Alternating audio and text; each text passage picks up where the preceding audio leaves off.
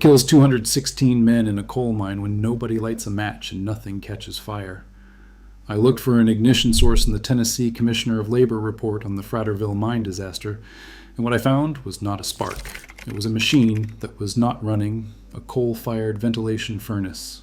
The furnace was positioned at the base of a ventilation shaft, and its only job was to draw fresh air through the mine and push methane out. The furnace had been shut down on Saturday night to save fuel. It was not restarted until Monday morning. For roughly 48 hours, no air moved through the Fraterville mine. On Saturday afternoon, a young miner had accidentally pierced a wall separating the active mine from an adjacent abandoned mine that had not been ventilated in years.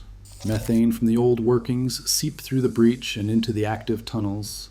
It accumulated through Saturday night, through Sunday night, through Monday morning. At 7:30 in the morning on May 19th, 1902, 184 men and boys walked into the Fraterville mine carrying open flame oil lamps on their hats. The explosion occurred at approximately 7:20 in the morning, within minutes of the men reaching their working faces. The blast sent a column of black smoke and debris out the mine entrance and up through the ventilation shaft with enough force that workers at the nearby Thistle mine saw the smoke and initially thought it was coming from the ventilation furnace. It was not the furnace. The furnace was the reason the gas was there. The gas was the reason the mine exploded. And 216 men and boys were dead before the morning shift was an hour old. The Fraterville mine sat in the Coal Creek Valley, a narrow corridor slicing through the Cumberland Mountains of Anderson County, Tennessee, between Walden Ridge to the east and Vowell Mountain to the west. The mine had been operating since 1870 when Knoxville businessman Eldad Cicero Camp, a former Union Army major and U.S. District Attorney for Eastern Tennessee, organized the Coal Creek Coal Company and began extracting bituminous coal from the seams beneath the valley floor. Camp had a reputation that set him apart from most mine operators in the Appalachian coal fields of the early 1900s. He paid in cash, not company scrip. He did not operate a company store designed to keep his workers in debt. He never participated in Tennessee's post-Civil War convict leasing system, the practice in which the state rented convicted prisoners, most of them black, to private companies as forced labor. Other mine operators in the Coal Creek Valley had used convict labor. The practice had triggered a revolt in 1891 when free miners stormed the stockades, freed the convict laborers, and burned the structures to the ground. The Coal Creek War, as it came to be called, led to the eventual abolition of convict leasing in Tennessee. Camp had stayed out of it. His miners were United Mine Workers of America members within years of the union's founding in 1890. The Fraterville mine was considered one of the safest in the region. It had operated for 32 years without a major incident. Camp's son George had learned the mining trade by going into the shafts himself, working alongside the miners, learning the geology and the ventilation and the timbering from the ground up. By 1902, he had been promoted to superintendent. He knew the men by name. He knew the mine by feel. On the morning of May 19th, he was preparing to go underground with the day shift when it started raining. He went back to his house to get a coat. By the time he returned, the mine had exploded. Had George Camp not gone back for his coat, he would have been underground with the 184 men who entered the mine that morning. He would have been the 185th. He survived because of rain and a coat. That is the distance between living and dying in a coal mine in 1902. A coat, a delay of 5 minutes. The difference between standing at the mine entrance watching smoke pour from the shaft and being inside the shaft when the methane found the open flame. I need to explain what a ventilation furnace does because this is the machine that killed 216 people by not running. A coal mine produces methane. The gas seeps from the coal seams, from fissures in the rock, from the faces where the miners are cutting. In a well-ventilated mine, the methane is diluted by fresh air and carried out through exhaust shafts before it can reach explosive concentration. Methane becomes explosive between 5% and 15% concentration in air. Below 5%, it will not ignite. Above 15%, there is not enough oxygen to sustain combustion. The window is narrow, but inside that window a single open flame, a single spark from a steel tool striking rock, a single lamp burning on a miner's hat is enough to detonate it. The ventilation furnace was the engine of the airflow system. It was a coal-fired furnace, burning at the base of a vertical exhaust shaft. The heat from the fire created an updraft, pulling air up the shaft and out of the mine. As the hot air rose and exited, fresh air was drawn in through the main entrance to replace it. The flow was continuous as long as the furnace burned. Brattices were canvas or wooden partitions built inside the tunnels that directed the fresh air along specific routes through the workings. They ensured that every active face received airflow and that methane was flushed from the passages before it could accumulate. The system worked as long as the furnace was lit. When the furnace went out, the updraft stopped. When the updraft stopped, the air stopped moving. When the air stopped moving, the methane stopped being flushed. It accumulated wherever it seeped, in corners, in dead-end passages, in the spaces between the coal face and the roof. If there was a breach between the active mine and an adjacent abandoned mine that had been accumulating gas for years, methane from the old workings flowed freely into the new ones with nothing to push it back. The Fraterville Mine's ventilation furnace was shut down on Saturday evening, May 17, 1902. It was not restarted until Monday morning. This was apparently standard practice. The mine did not operate on Sundays. The furnace consumed fuel, so shutting it down over the weekend saved coal. The Tennessee Commissioner of Labor's report noted the shutdown as a contributing factor in the disaster. Nobody at the time considered it unusual. Nobody at the time considered that 48 hours without ventilation in a mine that shared a wall with an abandoned, gas-filled mine was a death sentence waiting for a lamp. On Saturday, before the furnace was shut down, a young miner working near the boundary between the Fraterville Mine and the adjacent abandoned Knoxville Iron Company mine accidentally pierced the wall separating the two workings. The breach was apparently noted but not repaired before the weekend shutdown. Methane from the old Knoxville iron mine, which had not been ventilated since it was abandoned, began seeping through the hole into the active Fraterville workings. It seeped through Saturday night, through all of Sunday, through Sunday night, through Monday morning. For approximately 48 hours, gas accumulated in passages that had no air moving through them, no furnace pulling it out, no brattices directing flow because the flow had stopped.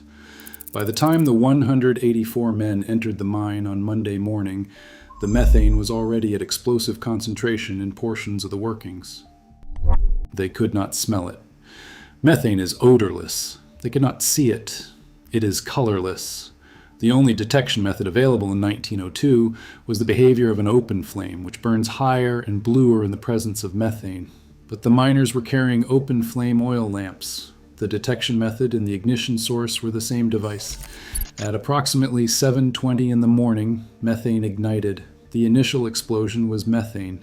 The secondary explosion was coal dust. The force of the methane blast suspended fine coal particles in the air, and the suspended dust ignited in a chain reaction that amplified the blast through the tunnels, shattering brattices, splintering mine cars and timbers, and dismembering the bodies of miners working near the main entry.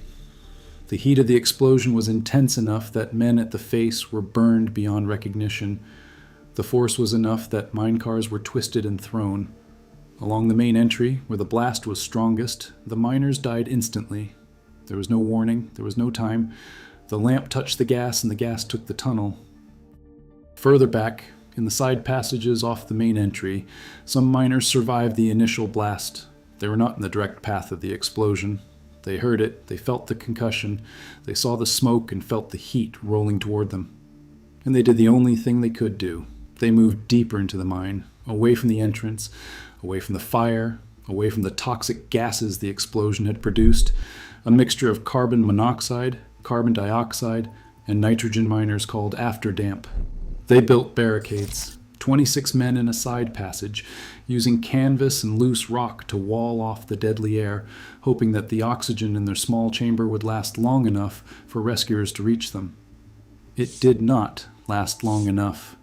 This is one mine, one furnace, one weekend, There are hundreds of stories like it in the mining archives, in the state labor commissioner's files, in the graveyards that sit on top of the coal they died extracting. Subscribe if you want to see what else is buried in the records. The 26 men in the barricaded passage survived the explosion. They survived the initial afterdamp. They sat in the dark in a sealed space, breathing the oxygen that remained, and they waited. Investigators later estimated that some of them lived as long as 7 hours. We know this because they wrote letters. Jacob Vowell opened his pocket notebook and began writing to his wife, Sarah Ellen. His 14-year-old son, Harvey Elbert, was beside him. They had entered the mine together that morning. They would die together in the sealed passage. Vowell's first note recorded the time. We are shut up in the head of the entry with a little air, and the bad air is closing in on us fast, and it is now about 12 o'clock, noon. Nearly 5 hours after the explosion, he was still alive. His son was still alive. They were still breathing. I have to leave you in bad condition, he wrote to Ellen. Now, dear wife, put your trust in the Lord to help you raise my little children. Ellen, take care of my darling little Lily. Ellen, little Elbert said that he trusts in the Lord. Charlie Wilkes said that he is safe in heaven if he should never see the outside again. If we should never get out, we are not hurt, only perished. Not hurt, only perished. A man dying of suffocation, writing to his wife in a sealed chamber underground, making the distinction between injury and death. His body was not broken. The machine had not crushed him. The explosion had not burned him. He was simply running out of AIR, and he wanted her to know that. His final note read, Ellen, darling, goodbye for us both. Elbert said the Lord has saved him. We are all praying for air to support us, but it is getting so bad without any air. Ellen, I want you to live right and come to heaven. Raise the children the best you can. Oh, how I wish to be with you. Goodbye. Bury me and Elbert in the same grave by little Eddie. Goodbye, Ellen. Goodbye, Lily. Goodbye, Jemmy. Goodbye, Horace. The goodbye at the end is a list. Each name a separate word. Each word a separate breath. At the very end of the notebook, in handwriting that investigators described as deteriorated, he wrote, Oh God, for one more breath. I found those letters in the Tennessee State Library and Archives. 6 letters total, written by different men in the same chamber. Jacob Vowell, Powell Harmon, John Hendren, Harry Beach, Scott Chapman, James Brooks, R.S. Brooks, George Hudson, Frank Sharp, James Elliott. All of them wrote. All of them died. The letters were found on their bodies when rescuers reached the barricaded passage. On the surface, 2,000 people gathered at the mine entrance. Relatives, friends, neighbors, miners from other operations in the valley. George Camp organized the rescue. Philip Francis, a Welsh mine operator from nearby Jellicoe, joined him. The first rescue party penetrated 200 feet into the mine before the afterdamp drove them back. They could not breathe. They retreated. They tried again. They retreated again. They improvised a ventilation system to push fresh air ahead of the rescue teams. It was not enough. The toxic gases held the tunnels for hours. All 216 men and boys inside the mine were dead. 190 killed instantly by the explosion. 26 suffocated in the barricaded passage. The youngest victim was 12 years old. The oldest records in the Commissioner of Labor's report do not give his name. Some families lost every male member. 5 Discern brothers were dead. Peter Childress and his 3 sons were dead. John McCamey and his 3 sons were dead. Bannister Vowell and his 3 sons were dead. Jacob Vowell and his son Elbert were dead. The town of Fraterville lost all but 3 of its adult men. Hundreds of women were widowed. Roughly 1,000 children were left without fathers. All of the recovered bodies were laid out beside the railroad tracks for the families to claim. 89 of the miners were buried in the Fraterville Miners' Circle at Leach Cemetery, arranged in a circle around a granite obelisk. The obelisk bears the names of 184 identified victims. 30 of the dead were itinerant miners, men who had come from elsewhere to work the Fraterville mine, who had no family in the valley to claim them. Their bodies were buried beside the railroad spur line, marked by field stones or not marked at all.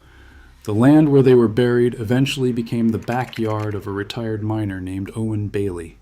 In 2000, when the Coal Creek Watershed Foundation was established, Bailey, then 96 years old, told the researchers about the miners buried in his yard. Archaeologists from the University of Tennessee used ground-penetrating radar to confirm his account. The bodies are still there. The Commissioner of Labor's report concluded that the shutdown of the mine's ventilation furnace over the weekend had allowed the dangerous buildup of gases, and that the gases were likely ignited by the open flames of the miners' lamps. The furnace operator, Tip Hightower, was charged with negligence. Superintendent George Camp was also charged. Both were acquitted after hours of testimony. Witnesses described the standard ventilation practices, the placement of the brattices, and the long-standing belief that Fraterville was one of the safest mines in the valley. The jurors listened and decided that nobody was at fault. The machine that was supposed to keep the miners alive was a furnace, a coal-fired furnace at the bottom of a shaft, burning fuel to create an updraft that pulled methane out of the tunnels. It was the simplest possible design. It ran on the same coal the mine produced. It cost money to operate. On weekends, when the mine was closed, somebody made the decision to let the fire go out. That decision was not unusual. That decision was not questioned. That decision was not considered a safety failure until 216 men were dead, and a town had lost all but 3 of its adult males, and a father and his 14-year-old son had written goodbye letters to a woman who would read them when the bodies were brought up from underground. From 1902 to 1927, according to the research of historian Ronald D. Eller, over 2,400 Appalachian workers died in mine explosions. 3 of those disasters occurred in Tennessee alone, at Briceville in 1911, Catoosa in 1917, and Rockwood in 1926. Public outcry following Fraterville, amplified by the publication of the miners' farewell letters, contributed to the political pressure that led Congress to establish the United States Bureau of Mines in 1910. The Bureau initiated systematic research into ventilation, explosives, and rescue techniques. It laid the groundwork for the practices that addressed ignition sources, methane accumulation, and dust propagation. But the Bureau came 8 years after Fraterville, and the Fraterville Mine had been considered one of the safest in the valley. Today, Tennessee State Route 116, the road that connects Fraterville with Briceville and Rocky Top, has been renamed the Fraterville Miners Memorial Highway.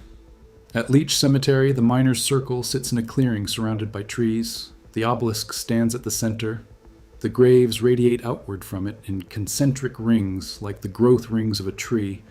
89 men, arranged in a circle, in a cemetery that was placed on the National Register of Historic Places in 2005, in a backyard in Briceville, beneath the grass that Owen Bailey mowed for decades. 30 more lie unmarked, confirmed by radar, named by nobody, buried beside a railroad spur that no longer runs. I started with a machine that was not running. A ventilation furnace at the base of a shaft, cold since Saturday night, while methane poured through a breached wall from an abandoned mine and filled the tunnels for 48 hours. On Monday morning, 184 men walked in with oil lamps on their hats. The furnace that was supposed to keep them alive had been turned off to save fuel. The gas that the furnace was supposed to remove was already at explosive concentration, and a 14-year-old boy named Elbert Vowell walked into the dark beside his father carrying a lamp. 7 hours later, his father wrote in a notebook that was running out of pages that Elbert had said the Lord had saved him. Then he wrote goodbye to everyone he loved, one name at a time. Then he wrote, "Oh God, for one more breath." Then the notebook stopped. America wasn't built in boardrooms. It was built in the dark, inside furnaces under 40-ton weights, and sometimes inside a coal mine in Tennessee where the furnace that was supposed to keep the air moving was turned off for the weekend, and 216 men and boys went down on Monday morning into gas they could not smell, could not see, and could not survive. There are more of these stories, more machines, more furnaces, more men who went into the dark and came out different, or did not come out at all. Subscribe if you want to see what I pull from the records next. If you want to see how a pressurized wooden box at the bottom of the East River killed the men who built the Brooklyn Bridge, that video is on screen now.